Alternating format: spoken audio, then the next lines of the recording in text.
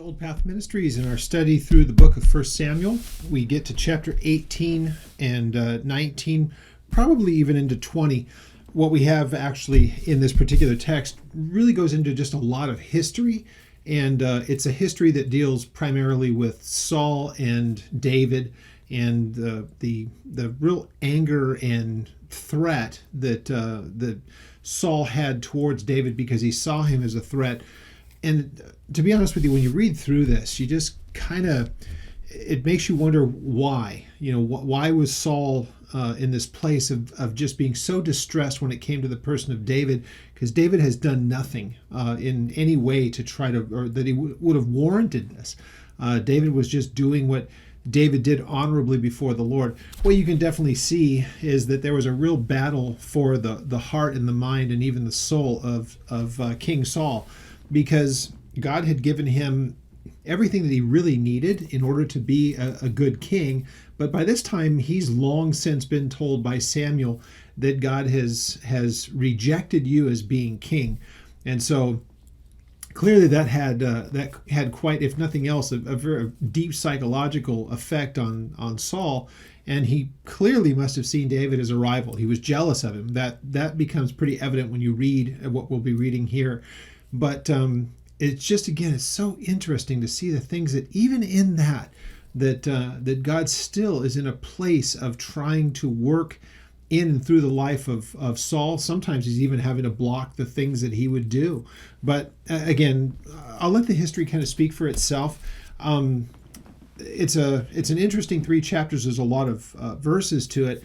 And it just goes through that particular part of history. It begins to develop a little bit of the relationship that David has with Saul's son Jonathan. Jonathan, seeing the things that his father is doing are just kind of inexplicable to him. He just finds them to be really odd, and he voices that. So again, it's an interesting part of the book itself, because it doesn't really deal much with the development of what happened with the adversaries. This is more just Saul and coming to grips with what his life was going to be like. He's clearly not a stable man in any way. Spiritually, clearly. Emotionally, definitely not at all. But there seems to be just something very, very off about him. And we know that he wasn't a stable man before, but it would definitely appear as though that time when he was told that God was done with him had a real amazing effect, and it turned him into just a very angry, paranoid kind of a guy who was still that person that would just do things impulsively. And if anything, for us, it should be a good demonstration that being impulsive is never a good thing. And the idea that we should, if God has laid hold of our lives, to think that we should just be the same people that we used to be. And, Saul, for all of this time, if only he could have recognized that if God has put him in this particular place, though he did not want a king for the nation, he was going to allow there to be a king, and God would have worked through Saul if Saul could have laid hold the idea that God would be willing to use him. And so, again, what the good application to the church could be, it doesn't mean that we have to be perfect in these things, but it does mean this, that if God lays hold of us, it is for him to do the work. And really, whatever we bring into our relationship with the Lord, of our personalities and whatever quirks we may have, those things need to take a back seat when God wants to do a work in our lives. We need to be before him at all times, and whatever it is that we might have as personal hang-ups and phobias and worries and jealousies and paranoias and all the rest of it, those are supposed to take a back seat when God lays hold of us, because ultimately we have to believe that he will complete that work that he wanted to do in the very beginning. We know that that's a passage that we read from Paul's writings, that the one who began this good work in you will be faithful to complete it. So Saul's a case study in having everything before him, and he just cannot overcome those earthly personality weirdnesses clearly that he had. David is quite the contrast in many, many ways, and we'll see that develop quite a bit here. So let's go ahead and begin in chapter 18. There are some very odd things that we see in this. Again, the things that other people demand, that people would demand of other people, is one of the things that we're going to see here in the life of Saul to David. So having turned to chapter 18, let's have a word of prayer and let's take a look at the text. Father, we thank you as we come to your word, that you have given us the ability to seek you out, and you have promised that you would give us your Holy Spirit, that he would lead us in our understanding of your words and your truth. So we pray, God, that you would glorify yourself through the teaching of your word among us. We give you all thanks and praise, and we ask that you would be pleased with what we do and what we learn, and that you would teach us. We ask all these things in Jesus' name. All right, so chapter 18 of 1 Samuel says this. Now, when he had finished speaking to Saul, the soul of Jonathan was knit to the soul of David, and Jonathan loved him as his own soul. So what we get is from chapter 17, once again, we find that Jonathan becomes a bit of an advocate for David in front of his father, because clearly his father is not very well balanced. And we do see that Saul wants him close at times, but he makes attempts on his life. It's just such an on-again, off-again kind of a thing. So David returns. We see that happens at the end of chapter 17. So when he had finished speaking to Saul, the soul of Jonathan was knit. And so you see that after the whole episode, if you didn't get a chance to, you can go back and watch the chapter 17 study that we did last week. And after that whole dialogue that takes place at the latter part, starts at the chapter, paragraph rather, in chapter 17, begins at 48, verse 48. So you can read to the end of the chapter to give you a sense of this. So Saul took him that day and would not let him go home to his father's house any longer. So that's David couldn't go back to see Jesse. So Jonathan and David made a covenant because he loved him as his own soul. That's a repeat of verse 1. And that's just kind of a way of saying that when Jonathan would look at David, he had that love for him as a brother. He loved him like he loved himself. It's really, really kind of a very tender friendship that they had, that you see it develops over time. Verse 4 tells us, so Jonathan took his robe that was on him, gave it to David with his armor, even his sword and his bow that was with his belt. So this idea that what I have is yours, and Jonathan is clearly in a place of great privilege as far as this is concerned. He's the son of the king, and so David is able then to have this gift given to him by Jonathan. Well, verse 5 tells us, so David went out whenever Saul sent him, wherever Saul would send him, he went, and he behaved wisely. And Saul set him over the men of war, and he was accepted in the sight of all the people, and also in the sight of Saul's servants. So as it happened, as he was coming home, when David was returning from the slaughter of the Philistine, that the women had come out of all of the cities in Israel, singing and dancing to meet King Saul with tambourines with joy and with musical instruments. And so the women sang and they danced and they said, Saul has slain his thousands and David his tens of thousands. So once again, if you're Saul and you see that David receives these kind of accolades, you can see why it is that Saul's probably beginning to be not only jealous, but he becomes very paranoid and just kind of unhinged for the rest of his life towards David. And so in this case, you can see if Saul's not a stable man, this is going to be seen as a place of jealousy for him, because the people would be saying greater things of David than they were about Saul. So Saul was angry, and the saying displeased him. And he said, they have ascribed to David 10,000s, and to me they have ascribed only thousands. Now, what more can he do but take the kingdom? Or what else could he have but the kingdom? And so Saul eyed David from that day forward. Now, see what pettiness this is. Again, here would be a great reset. If Saul recognized who he was, and if he was a man who could just reason through things, he would have to see that God was clearly working through David. He should be able to connect the dots. Samuel's already told him. Samuel doesn't even have any exchange with him any longer. Samuel has already said, God is done with you, and he's given the kingdom into somebody else's hand. This means that Saul should be able to come before the Lord and say, fine, I'm not your man, I understand that, but I'll be here as long as you want me to be here, and whatever happens, happens. If he was dedicated to the Lord, he wouldn't be so jealous of the people around him. He should already have the presence of mind to recognize that I'm only here for a particular amount of time and God doesn't want me as the king any longer.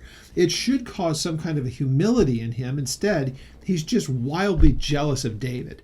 Now, whether he's yet been able to really put it together in his mind that David must be this person, obviously David is close enough where he understands what a king would do. He's got a great amount of power. Now he has the backing and the accolades of the people. So in his mind, he must have some kind of an understanding that David very well may be the guy, but he certainly knows that he is not. And again, this should not lead to anything other than humility. And in fact, it's totally the opposite. He tries to hold on to things. He wants to keep an eye. It means he just basically wants to kill David. He's always wary of him. Well, in verse 10, it says, and it happened on the next day that the distressing spirit from God came upon Saul, and he prophesied inside the house.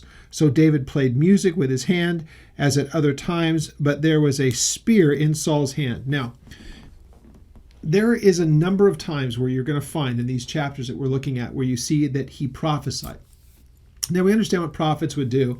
The norm would be that a prophet would be able to speak forth because God had said something or conveying information through a prophet. They would speak to the people.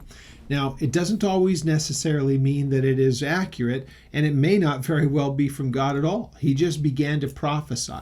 We don't know what it was, but we certainly know that there's this troubling spirit on him, and he starts to speak forth. Again, we're not given any of the details of the things that were being, quote, prophesied, but we see that he's just not in his right mind. Now, we do know that there was a time in past when God had really moved upon him and he spoke things and he was around other prophets at the same time. Without getting the details of what was said, it's very hard to tell what was what was really genuinely going on here. We just have this word, he prophesied. It's going to happen a number of times. It's the same word that's mentioned when Samuel would prophesy. So we know that Samuel was definitely God's man. He was the prophet. He was that guy, and he was able to speak forth. God gave him incredible understanding. Doesn't mean that they all would. So it's a very bizarre thing to try to wrap our minds around because it's just said so matter-of-factly without any detail. Well, verse 11 says, and so Saul cast his spear, for he said, I will pin David to the wall, but David escaped his presence two times. So think of all of what's going on. It says Saul's going to keep his eye on David. David's there in his presence because in times past he would be able to play music when that depression or whatever it was would come upon Saul. But he's prophesying. Now, again, we don't know what all is being said, and so all of this is going on. David's there. He's playing, trying to soothe him. He's got this spirit that's going on, yet he's prophesying. But he has a spear in his hand, and he tries to throw it at David and kill him, pin him to the wall with a spear. That's pretty ugly. And yet he's able to escape him twice in this episode. So Saul was afraid of David. Why? Because the Lord was with him. That part he knew. So Saul would say, God's not with me, but God is with David. The idea that you would have it in your mind to take all of that in and then try to kill the person that you think God has his hand on, that means not only do you murder a person that is being used by God, wouldn't that tell you that you're about to invite the anger of God towards you? Well, clearly he's not thinking this through. So Saul was afraid of David because the Lord was with him, but had departed from Saul. That probably tells us a lot about what we need to know here. Therefore, Saul removed him from his presence, made him his captain over 1,000, and he went out and he came in before the people. So this was a person that the people could rally around. When there was something to be done, David led them. When it was accomplished, he brought them back in. If you really don't like David and you want to, quote, keep your eye on him, it doesn't make a lot of sense that you would put him in a position where people could see him, unless for some reason Saul thinks that he's going to fail. Now, at this point, he hasn't. Saul's going to take it into his own hands, thinking maybe I can find a way to make this happen a different way. We're going to get to that in just a moment. But here we see in verse 14, David behaved wisely in all of his ways, and the Lord was with him. Therefore, when Saul saw that he behaved very wisely, he then became afraid of him.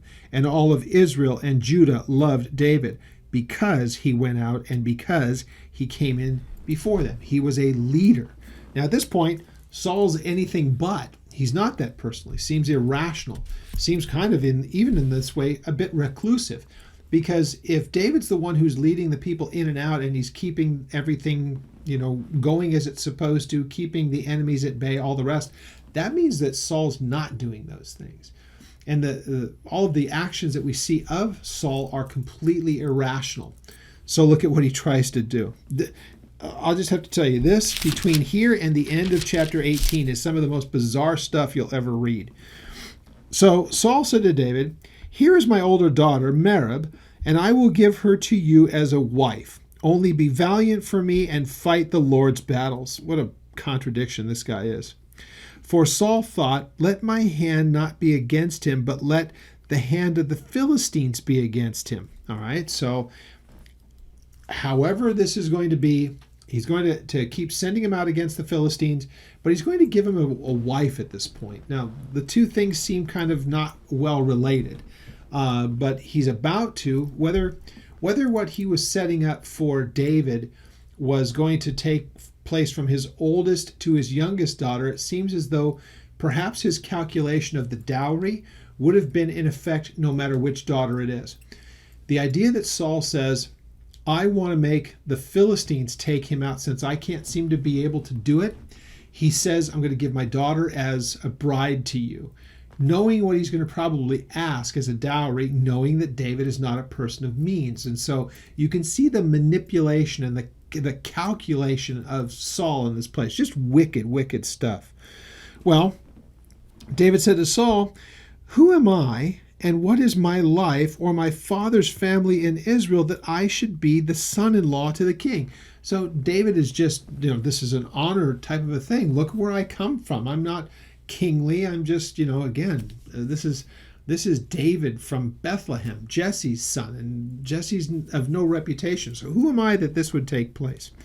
But it happened at the time when Merab, Saul's daughter, should have been given to David, that she was given to Adriel as wife. And so at this point, this is not a good functional kind of a thing, because Saul's daughter had already been given to someone else, she was to be someone else's wife. Well, this again shows the very poor planning as far as Saul is concerned. What he wants to do is get to an end result. He doesn't care about what happens in between, but he sees the problem here. And yet he sees in his mind a solution. So in verse 20, now Michal, Saul's daughter, loved David, which tells us that Merab didn't, because she loved someone else and was being given to him in marriage. Well, in this case, the younger daughter, she loved David, and she told Saul, and the thing pleased him. So Saul's thinking, great, this will work. Younger daughter, no problem, I'll give her. So Saul said, "I will give her to him, that she may be a snare to him, and that the hand of the Philistines may be against him." Therefore Saul said to David a second time, "You shall be my son-in-law." So plan B, great, no problem. She's going to be the snare. If I can give her as wife, it will at minimum, the snare, it will at least be this: I'm going to have a request for the dowry. Knowing that David couldn't pay it another way, he figures he'll send him into a mission that will kill him in the process. So here's the wager as far as Saul's concerned.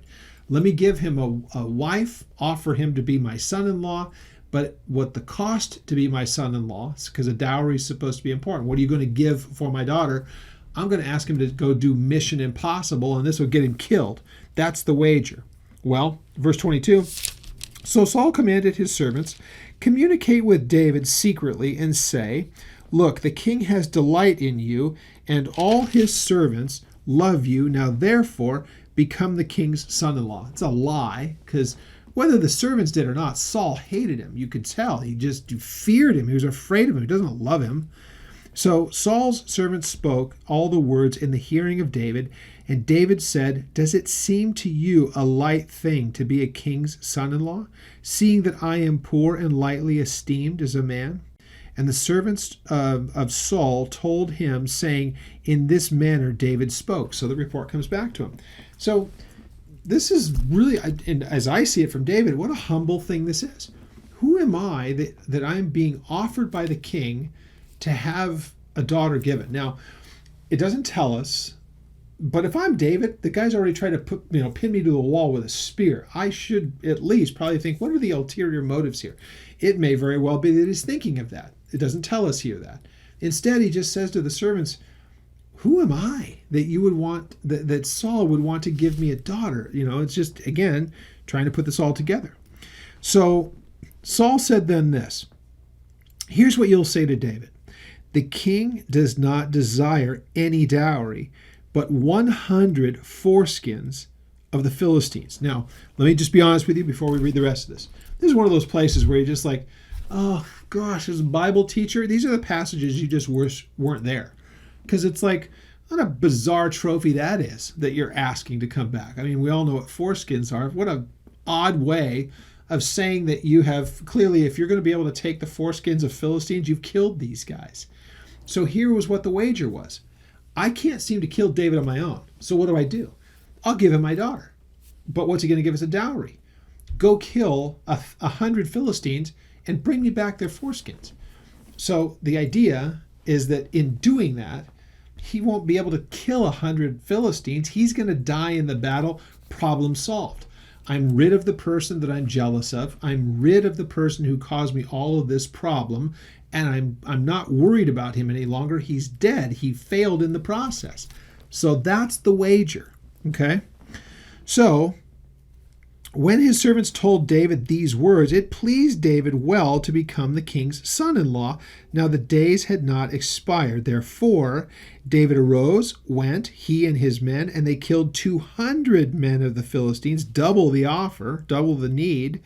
And David brought there the foreskins, and they gave them to in full count to the king, that he might become the king's son-in-law. Then Saul gave him Michal, his daughter, as wife. Well, that's clearly this is a problem. Well, thus Saul said, and knew that the Lord was with David, and that Michal, Saul's daughter, loved him. So everything that he had planned at this point has become even worse. Now David's lore has even grown that much more. Saul was now obligated to give his daughter, who loved David. Now here's another person in his family who loves David, not just Jonathan, his son, but now his daughter, and now his daughter is David's wife, and David exceeded twice as much as what Saul had requested. Now you see the psychosis of Saul's really going to take grip here. Saul was still, verse 29, more afraid of David, so Saul became David's enemy continually. Amazing.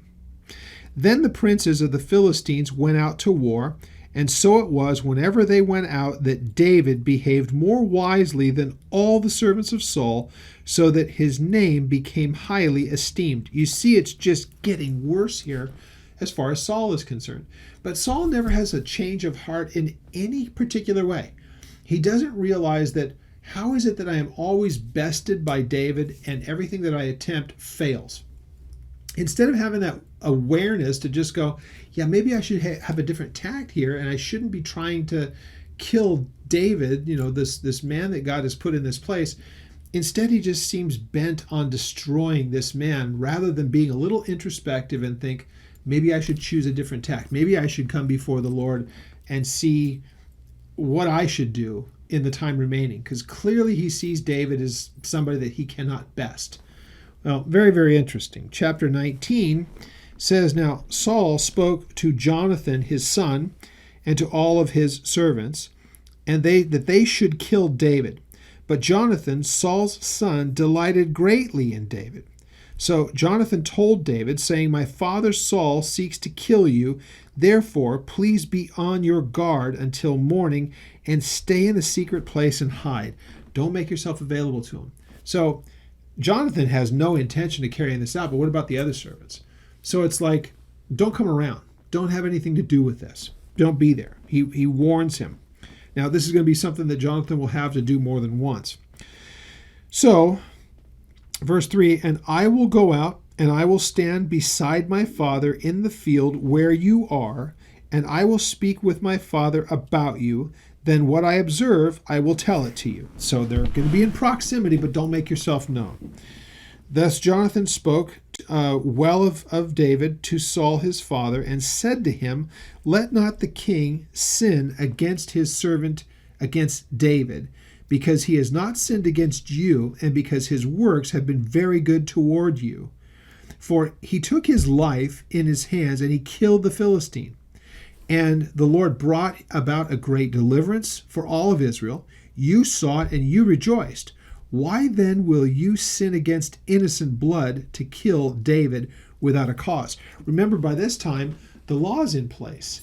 So the idea that Saul would have to know, Jonathan basically quotes it without quoting the passage, that God hates the people who shed innocent blood. He hates that action.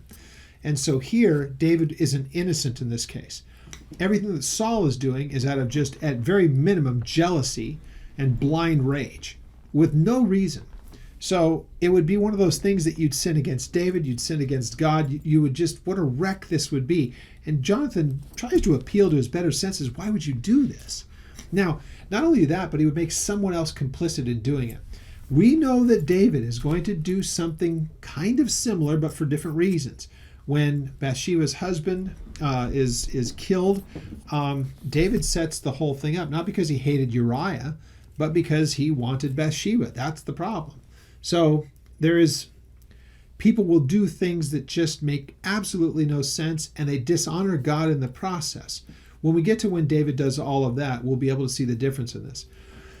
What Saul is doing here is just out of rage and jealousy and weirdness and all the rest of it, and he has no remorse in this. He doesn't seem to find the problem of the spiritual aspect of this. He doesn't realize how bankrupt he is spiritually. When it's shown to David, the wickedness that he has done with Uriah and Bathsheba and all that, you'll find that this is a man who is very much driven by his flesh and by his lust. But when he recognizes that what he has done is a sin against God, this is a broken man from that time on. And so, it doesn't dismiss what he had done, but at that point he recognizes what I've done is an offense against God. It's wicked, it's horrible, and he's a contrite man, spiritually speaking. Saul never did that. In this case, when it happens with David, he will. Well, we'll get there eventually.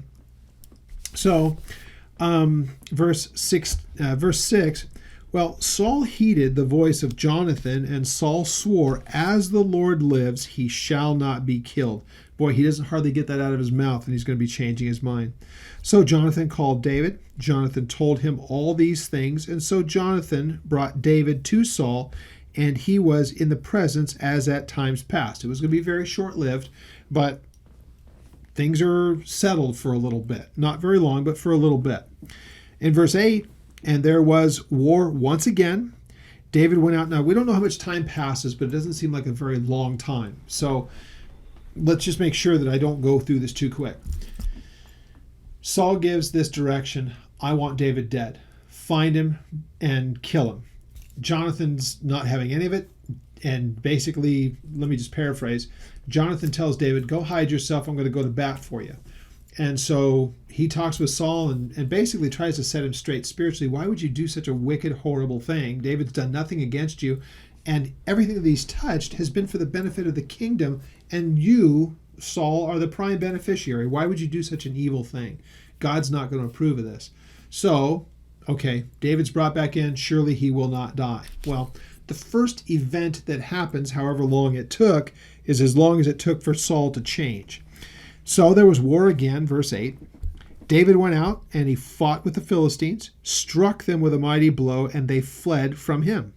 Now the distressing spirit from the Lord came upon Saul as he sat in the house with his spear in his hand, and David was playing music with his hand. So this sounds just like what we read in the last chapter. Now, again, there is the debate. If you may have been there, and if you watched last week, we went through that passage about this distressing spirit sent by God, or that God allowed, is probably a better way of putting it. Now, some would say that this was a demonic presence, that it was that kind of an oppression type thing. That doesn't seem to be the case at all. More, what it is this kind of depression, this Eeyore thing that Saul seemed to have, and God allowed this to take place. Well, God allowed it to take place because Saul was not consulting with the Lord anymore. He was just kind of consumed with his own greed and jealousy and all the stuff that was going on with Saul. So God allows that to take place. And so it's this repeating pattern. David is successful. The nation should rejoice because the king has a solidified place. As long as David is being so effective, it gives Saul the ability to do what he's supposed to do as a king. He has the security of a guy that God sends out and does mighty things through. But Saul can't see it that way. He's just a petty, jealous man who is completely unhinged emotionally. Well, we see it's going to all take place again. This distressing spirit comes. David's still playing music, trying to calm the whole thing. Verse 10, Saul sought to pin David to the wall with the spear, but he slipped away from Saul's presence, and he drove the spear into the wall, so David fled and escaped that night. So now, for at least the third attempt, this has happened, and David is out of there. Well, so, verse 11, Saul sent messengers to David's house to watch him and to kill him in the morning. And Michal, David's wife, told him, saying, if you do not save your life tonight, tomorrow you will be killed. So, once again, he's given this information. So Michal let David down through a window, and he went and he fled and escaped. So Michal took an image and laid it on the bed, put a cover of goat's hair on his head, and covered it with clothes, giving David some time to get away if they come to look at it. So there sounds like jailbreak kind of stuff, right? Sounds like Alcatraz. So Saul sent messengers to take David, and she said, he is sick. So then Saul sent messengers back to David, saying, bring him up to me in the bed that I may kill him. So what we get is the impression that when they came to look to David, she points over there, or they're able to see something that looks like someone who's sick in bed, and it buys, again, more time. So Saul says, I'm having none of that. Pick up the bed and bring him here. That's what goes on. So Saul sent the messengers, said, bring him back, bring him to me in the bed, verses 14 and 15. When the messengers had come in, there was the image in the bed with a cover of goat's hair for his head. And Saul said to Michal, why have you deceived me like this and sent my enemy away so that he has escaped? And Michal answered Saul and said, he said to me, let me go. Why should I kill you? So she's clearly the one who then points it to David, running cover for herself. She makes up her own story. There's all kinds of intrigue in this, but ultimately she basically said, well, he threatened me, so of course this is what I did. Well, verse 18, so then David fled, and he escaped, and he went to Samuel at Ramah, and told him all that Saul had done to him. And he said to Samuel, he and Samuel rather, then they went and they stayed at, it says Naoth here, but it's Naveth is how it would be pronounced in Hebrew, Naveth. Best we can tell, it doesn't give us a lot of details about this, but this appears to be in the area of Ramah. It's just to the north of Jerusalem. It's not very far at all. But Samuel rather, was no longer involved with Saul. Remember, he went back. This was his area. This was his town. But in the town, there seems to be a dwelling there, and it's where prophets were. Some call it a prophet's school. They try to describe it. But it was a place where people that were prophets, training for prophets, whatever that would be, this is where they would meet. That's what Naveth is. It's a seemingly a dwelling place where the prophets would be, inside the city or the town or the village, whatever you want to call, of Ramah. So this is where they are. Now, Saul wants to find out where this is all going on. So we see Saul sent messengers. Verse 19. Now, it was told to Saul, saying that David is at Nevath in Ramah. Then Saul sent messengers to David, and when they saw the group of prophets prophesying and Samuel standing as leader over them, the Spirit of God came upon the messengers of Saul, and they also prophesied. This is just speaking forth things. We got no idea what was going on here. It's just kind of an odd thing, but again, it is the way of kind of not allowing the messengers to do the things that God wants, or that Saul wants done. Instead, God intervenes in this whole thing. And does this end up getting their minds right? How much do they know about what they're saying? What are they saying? Or is it just something that God does and it keeps them tied up and busy?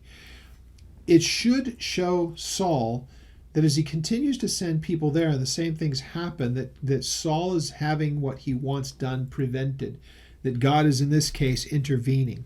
Well, it goes on. So Saul sent messengers to David, and when they saw the group of prophets prophesying, verse 20, they stood there, Samuel as the leader over them, and the Spirit of God came upon those messengers of Saul. They prophesied. When Saul was told, he sent other messengers, so another group entirely. They also prophesied likewise. Then Saul sent messengers yet again, this third time, and they prophesied also. So what continues to happen, they show up at this school, if you will, or this place where the prophets would assemble, and as soon as they get in and amongst those guys, God moves upon them, and they're prevented from doing what Saul sent them there to do. So what would be really interesting is if they were basically speaking forth of things that God would want them to know, that they're saying you're here for the wrong reasons. I can only imagine the things that must be being said here. But suffice to say, the one thing that we can know from it, they were never able to complete their task because God had a way of intervening in this.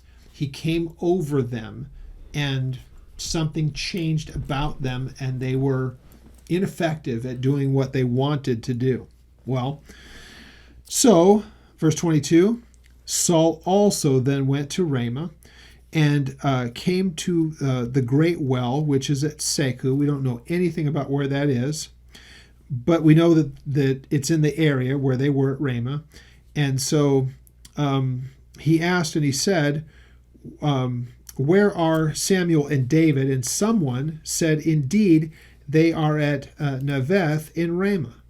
And so he went there to Nevath in Ramah. The Spirit of God was upon him also, and he went on and he prophesied until he came to Nevath in Ramah. So look what happens in verse 24. This is different than the other guys. So he also stripped off his clothes. Now, this doesn't necessarily mean that he was completely naked head to toe. It could mean he's taking off his covering, his garments, everything, and just leaving basic things. But notice what happens here. That he did this, he prophesied before Samuel in like manner, and he laid down naked all that day and all that night. Therefore, they say, is Saul also among the prophets? So, something different about him. The other messengers, it says that they did what they did. Well, we get the details here that from morning to night, he's speaking these things. We're not told anything about any of what any of them were saying. So it doesn't make any sense for us to speculate, but it certainly would, if we were going to, it would certainly appear as though the things that they were probably speaking was about the wrongness of what they were doing and why it was not the right thing. But it gives David the ability to get out of there. And so again, David is delivered from the hand of Saul, whether it was in his own home with his wife or whether it's escaping to go see the things with Samuel. And then Saul shows up and he's prevented, he and all of his messengers are prevented from following through on the task that they were given to be there. And we're going to see in chapter 20. Now, chapter 20 is quite lengthy, and I'm just going to read the first couple of verses and we'll just pick up next week as we get there so that we get an understanding of what takes place. Verse 20 tells us, Then David fled from Naveth and Ramah, and he went and said to Jonathan, What have I done? What is my iniquity? What is my iniquity? And what is my sin before your father that he seeks my life? So this really kind of helps us to realize that David is finally at the point where I don't know what else to do.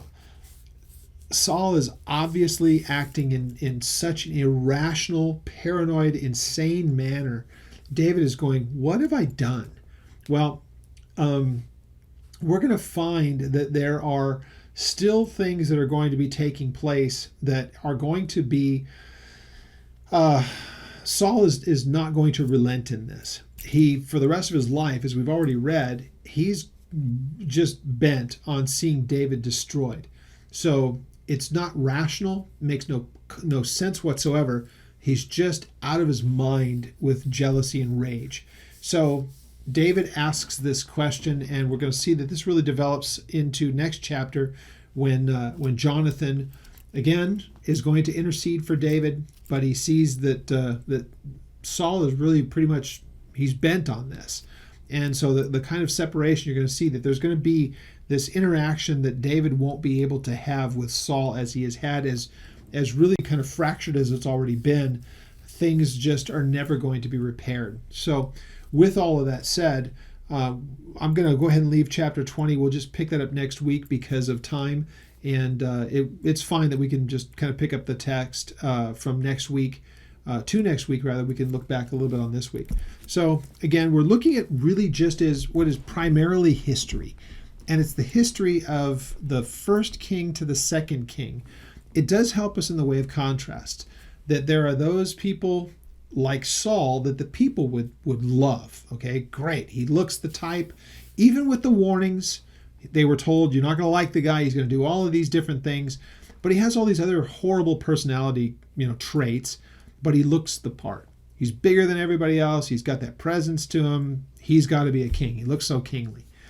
And yet we see the effectiveness of David, a guy who doesn't necessarily look kingly, but we saw last week that it didn't take long till he became this mighty man. He was this man of valor, though he didn't look anything like the person of Saul. But what we do know is that God had anointed him, and this was the man that God was going to use. And so he gifted him, gave him these abilities, and really moved in mighty ways through him. So it is a contrast. The people that man chooses and the people that God chooses. Sometimes I've seen people that are impressive stature, they're impressive in every conceivable earthly way, but their hearts are right towards the Lord and He's able to use them. Just as I have seen those same types of people are very much like Saul. And yet I see other people who are very unassuming, but God uses them in incredibly dynamic ways. So again, remember when David was chosen from among Jesse's sons, the question came up when asked, or actually it was Samuel, as God was showing to him, God does not look at the outward, God looks at the inward of things. And Saul and David are a perfect illustration of the difference between the outward versus the inward. What people see and what impresses them, as opposed to what God sees, and He's not impressed by any of it, but He's able to use a man who is so faithful to Him. And David was faithful to God. In all of his failings, we do know he had plenty of those, but the one thing that you never saw him do was betray the very work that God would do in him. And he was sensitive in his failure to acknowledge it and seek that God would restore to him the fellowship that he desired to be or to have with the Lord. Even in his failures, he was a contrite man who would come before the Lord and seek forgiveness. His heart was in that right place. So these are case studies in both of those two sides of the equation. So we'll pick up at chapter 20 next week rather than try to get through it quickly here. Not wanting to take on too much volume. We've done 2 chapters today. So we'll pick it up there. Again, if you have any questions about what we cover here, there are suggestions. I know some people have them from time to time about the things that we could cover and topics and things. Be happy to do those. You can reach out to us through email, and you can send that through the ministry website, which is Old Path Theology. You can send it there. There's an email button. You can send that to us. And again, if you're watching this on YouTube, we'd love for you to be a subscriber. There's, of course, no cost to it. It's just to let you know whenever we're putting up content. I'll be putting up some other content. This is, I think, the 4th of January of 2021. And I'll be putting up some content tomorrow, starting to look at the covenants that God makes with man. And so hopefully you'll find that interesting. But it's the best way for you to know that we're putting up content is to go to the YouTube channel. And if you're a subscriber there, you'll be able to be notified whenever we're putting up new content.